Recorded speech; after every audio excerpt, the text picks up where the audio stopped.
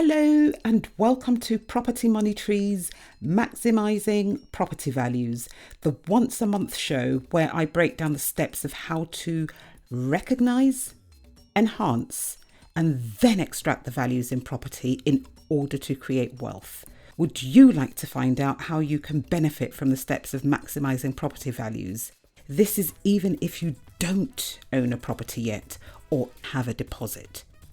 If that's a yes, then you're in the right place to find out. My name is Patricia Faber, and although many know me for my work as a solicitor, on this show you will be getting the benefit of my 30 plus years worth of experience of maximising property values, experience which has given me a net worth in millions. So who might benefit from listening to this show?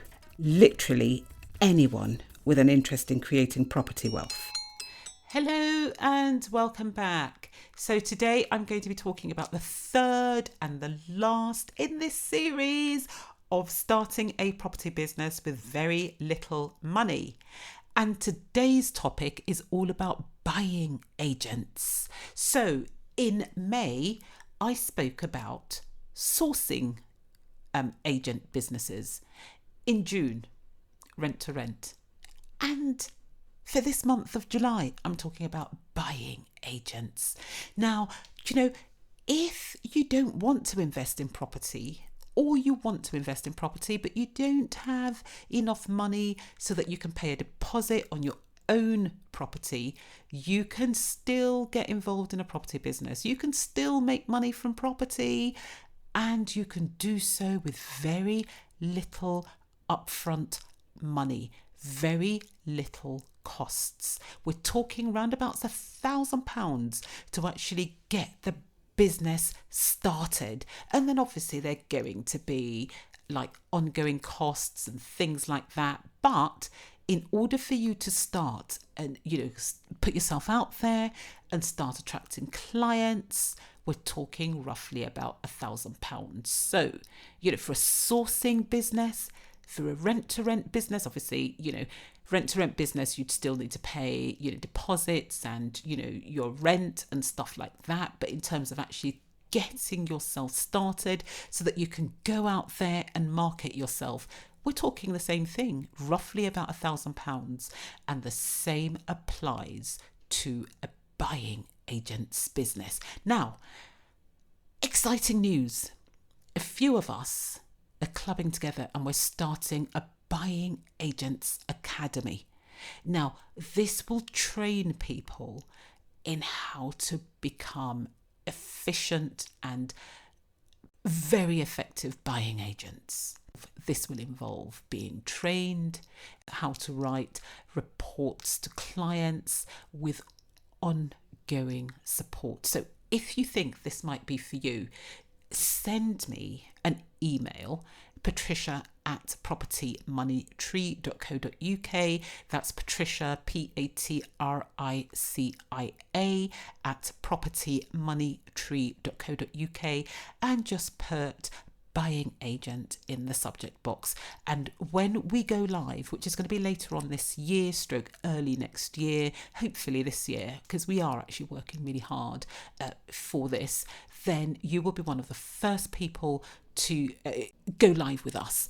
And we are going to support the graduates with advertising, social media advertising, and other avenue advertising as well, so that we can provide you with leads. So what is a buying agent? A buying agent is somebody who knows a particular locality really, really well, and somebody who is interested in buying in that area. So it could be for business purposes, or it could be that they want to live there, or it could be that they live abroad and they want to move to the country. Either they're, kind of like immigrating, or they are coming back after having previously emigrated. Whatever the reason, it doesn't matter. All that matters is that they're interested in your area and they will tell you what sort of property they are after. So you will then, with the information that they give to you, go and start looking at properties for them. The only way to become a very successful buying agent is if you know how to maximize property values. Now, you might note that I say values, not prices, values, because value is completely different to price. Completely different. And in a previous podcast, I gave an example of where I paid £10,000 over and above the asking price for a property, which asking price had been determined by a RICS surveyor, because I knew how much I could make from that property. So I paid £350,000 for it. And when it was valued 6 months later, after I'd spent about 40 odd thousand on it, it was valued at £575,000. £575,000. Now, I think when I did the podcast, I made a mistake and I said 525. I've since looked at the valuation report, and no, it was 575.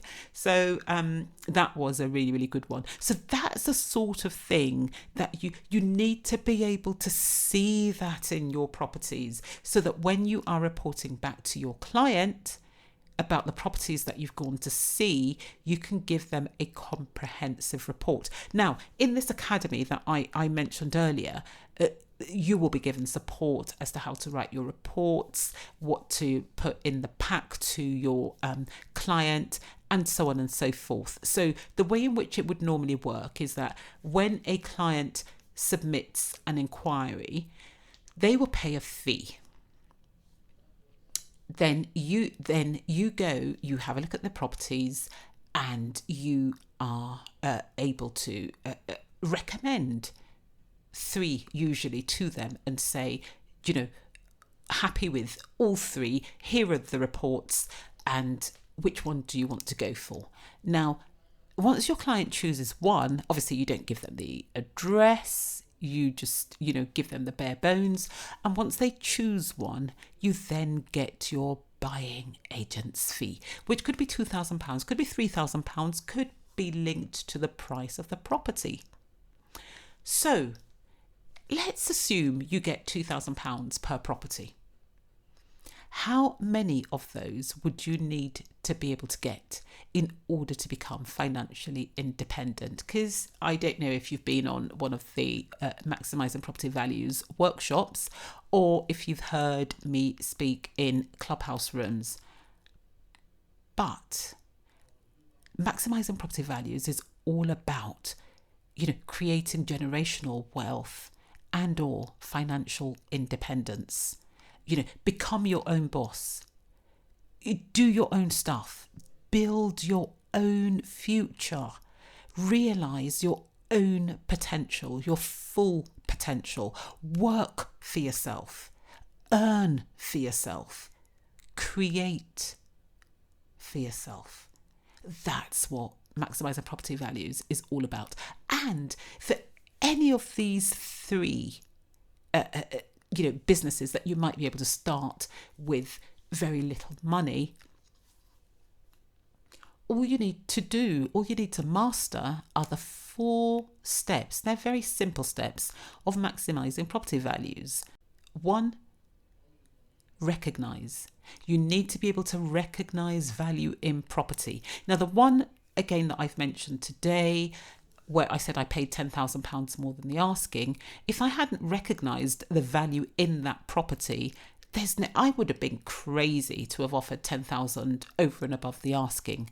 But because I recognised the value in that property, I was happy to do so, and it worked out brilliantly.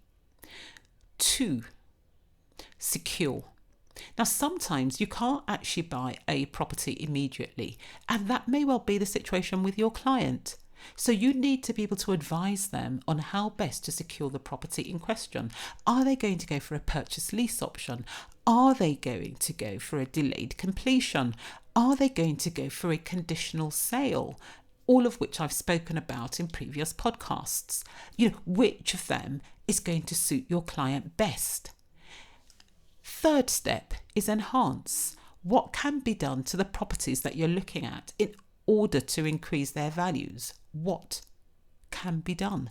How much will it cost? 4, exploit.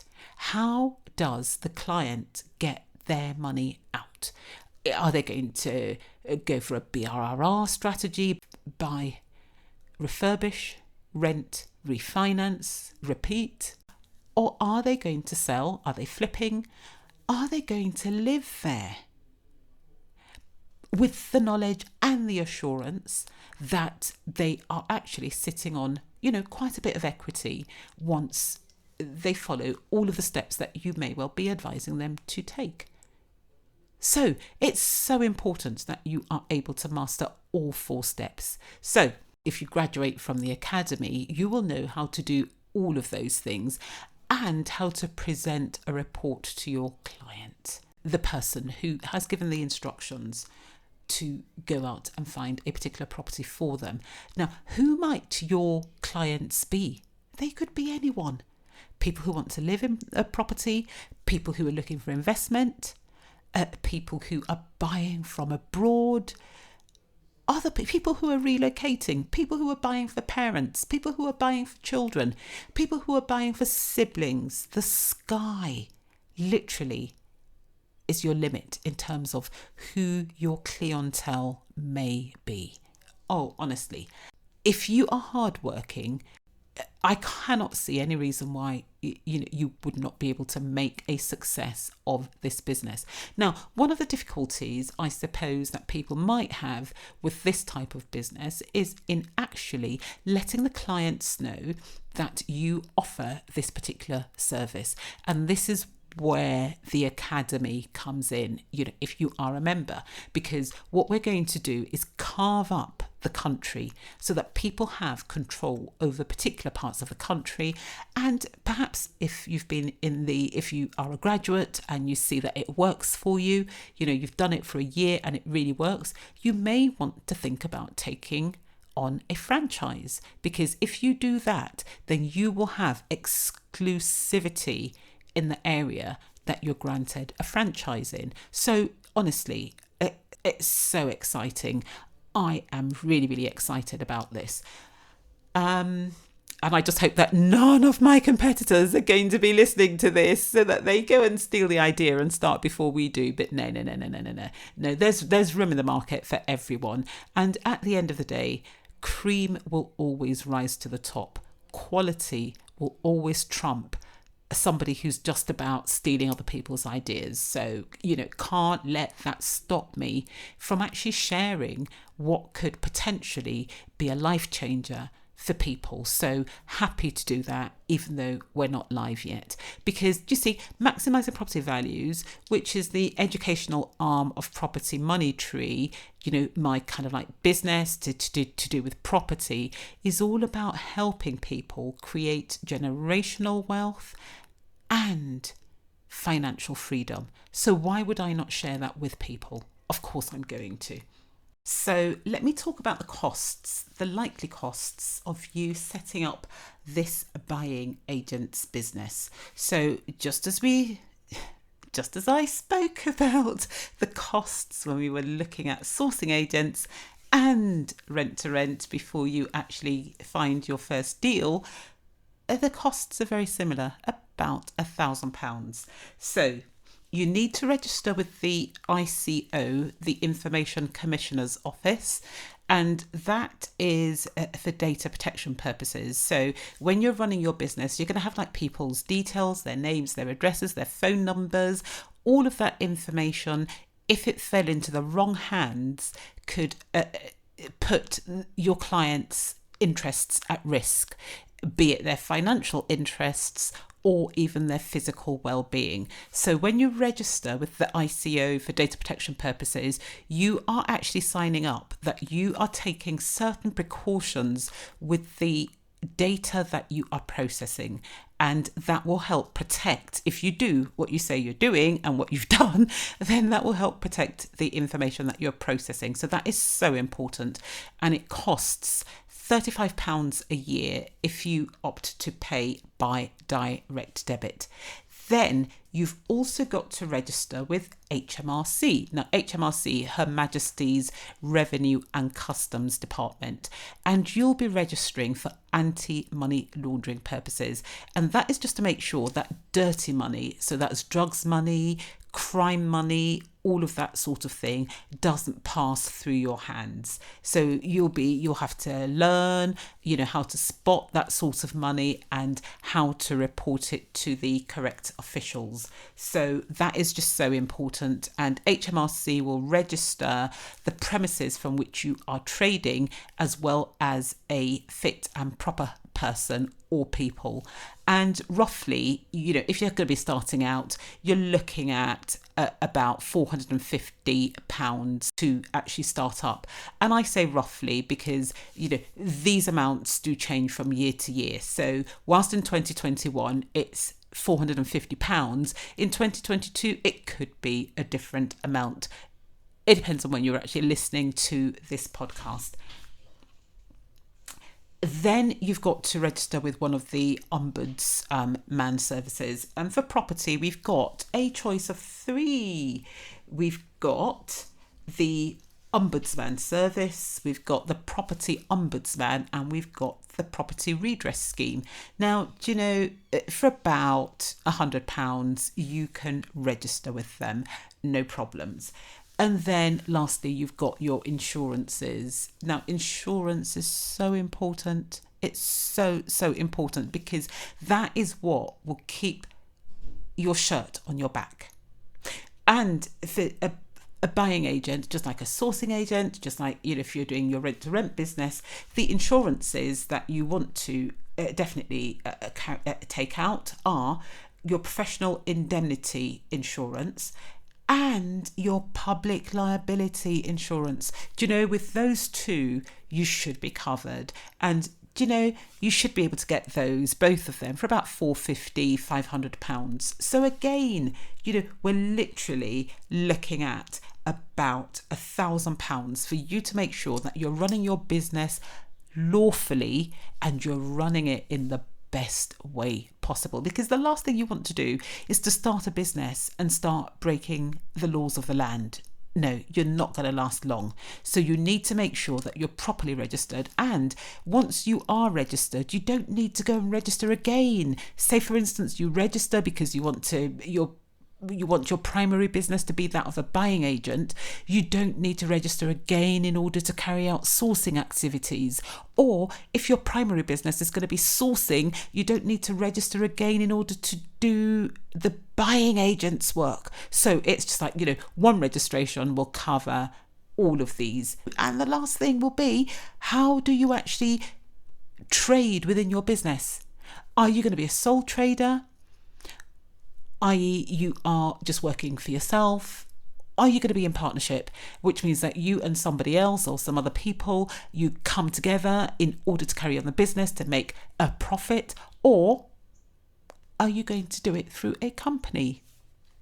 So if you are going to start, as a limited liability company, like I said, to do with sourcing and hopefully also with the rent to rent, because I think it's a really good idea to do that. If, your circumstances are the same for, most people, then you might want to be looking at setting up a limited liability company. It's only going to cost you about £10 odd. It depends. Just do a Google search and you should be able to find somewhere where you can do that. And that really is the whole idea behind becoming a buying agent. And if you're a buying agent, let's say, and you look at 3 properties for someone, your client chooses one of them, what do you do with the other 2? You see, you're already registered with the Ombudsman, you're registered with HMRC, you're registered with the ICO, for data protection purposes. You've got your insurances in place. Yeah.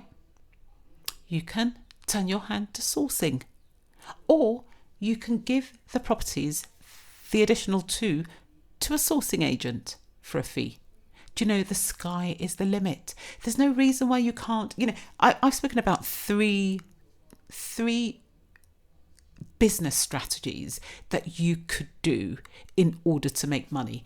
In my very first podcast, I spoke about Sam Brennan, the American guy who was the first millionaire from the Californian gold rush. He didn't go and look for gold. No. He just sold the people who were looking for the gold their pans and their shovels. So there's no reason why you can't be a Sam Brennan. If people are looking for property, they want to buy it, and you are in the locality and they can't do the stuff that you do, and they don't have the knowledge that you will have once you master maximizing property values, then you can provide a service to them. Do you know, the sky is the limit. If you do 5 of them a year at £2,000 a pop, that's £10,000. What if you did 6, 12? If you were able to do 1 a month, £24,000. How much do you need to live on every year?